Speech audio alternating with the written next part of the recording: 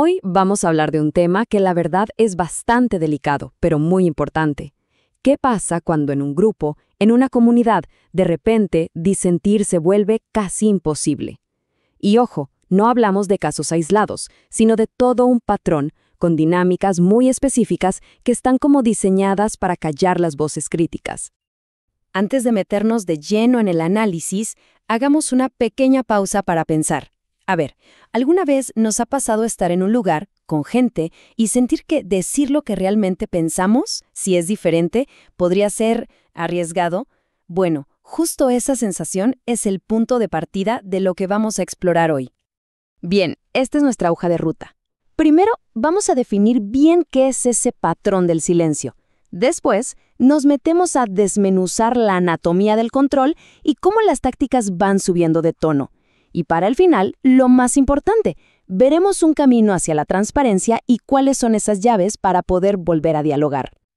A ver, que quede claro, esto de silenciar a la gente no pasa por casualidad. Es todo un sistema que se va construyendo pieza por pieza sobre dinámicas psicológicas y sociales muy concretas. Vamos a ver cuáles son esos cimientos. Según las fuentes que analizamos, en el corazón de este patrón casi siempre encontramos un estilo de liderazgo, digamos, autoritario. Pero lo más interesante es cómo se ve esto en la práctica. Fíjense, una necesidad constante de validación, de aplausos, el uso estratégico de la victimización, o sea, ponerse en el papel de víctima para desarmar cualquier crítica. Algo muy común, proyectar los propios errores en los demás, en los que disienten. Y finalmente, esta idea de que unidad es lo mismo que obediencia. Si no obedeces, rompes la unidad. Aquí el contraste es brutal, ¿no? Por un lado, una comunidad sana, donde hay diálogo, se puede criticar para construir, hay transparencia y, sobre todo, confianza. Y por el otro, bueno, una comunidad silenciada. Aquí no hay diálogo, hay un monólogo, no se pide crítica, se exige lealtad incondicional, no hay transparencia sino un control férreo de lo que se dice, y la confianza se reemplaza por el miedo y la autocensura. La diferencia es total. Y este proceso de transformación tiene un nombre, un poco técnico, pero la idea es clave: cementarización funcional. Lo más importante que hay que entender aquí es que el grupo no necesariamente cambia sus creencias o sus ideas. No, lo que cambia es cómo funciona. Toda la estructura se reorganiza con un solo objetivo: proteger la narrativa y la autoridad del líder, cueste lo que cueste. ¿Y cómo se hace esto? Bueno, aquí vemos 3 mecanismos clave. Primero, el control del discurso. Esto lo vemos mucho en redes sociales. Se borran comentarios críticos, se banea a gente para que parezca que todo el mundo está de acuerdo. Segundo, se moviliza a la base, a los seguidores más leales, con frases hechas, con consignas, para que salgan a defender la versión oficial. Y tercero, el control de la memoria. Se reescribe la historia del grupo, se minimiza o directamente se borra la participación de quienes se fueron o fueron expulsados. Y ojo, porque estas tácticas no son siempre las mismas, van evolucionando. Lo que quizás empieza como una simple defensa, como una reacción a una crítica, se puede transformar con el tiempo en una estrategia de movilización súper organizada y, la verdad, muy sofisticada. Miren esta progresión. En la fase A, todo es reactivo. Alguien critica y se le responde para imponer la versión oficial. Punto. Pero luego en la fase B, la cosa se pone más personal. Se empieza a moralizar. Ya no es una opinión distinta, es fuego amigo, es una traición.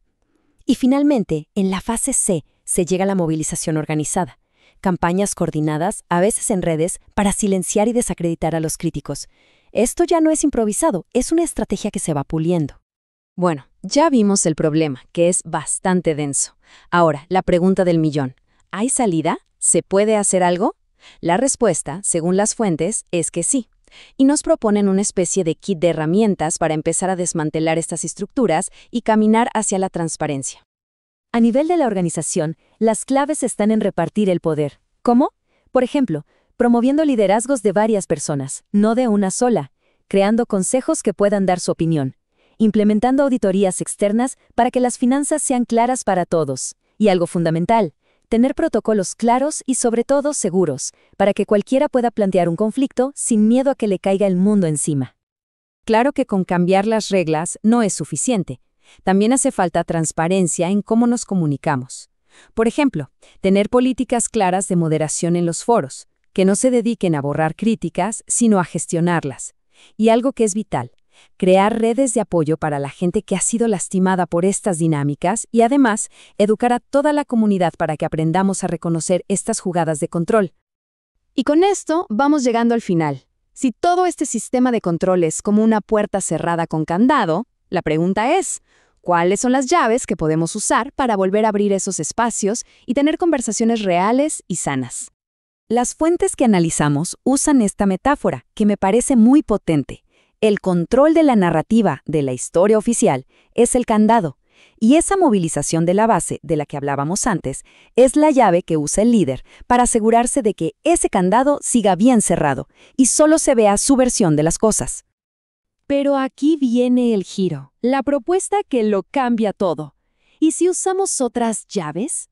Las llaves que de verdad abren las puertas al diálogo, las que sanan a una comunidad, no son las del control. Son las de la transparencia, la rendición de cuentas y el apoyo mutuo de verdad, el genuino. Y cerramos con esta pregunta, para que nos quede resonando. Cuando un grupo se atreve a cambiar las llaves del control por las de la transparencia, ¿qué tipo de conversaciones que antes eran imposibles por fin pueden empezar a darse? ¿Qué nuevos caminos se abren? Ahí se los dejo. Gracias por la compañía.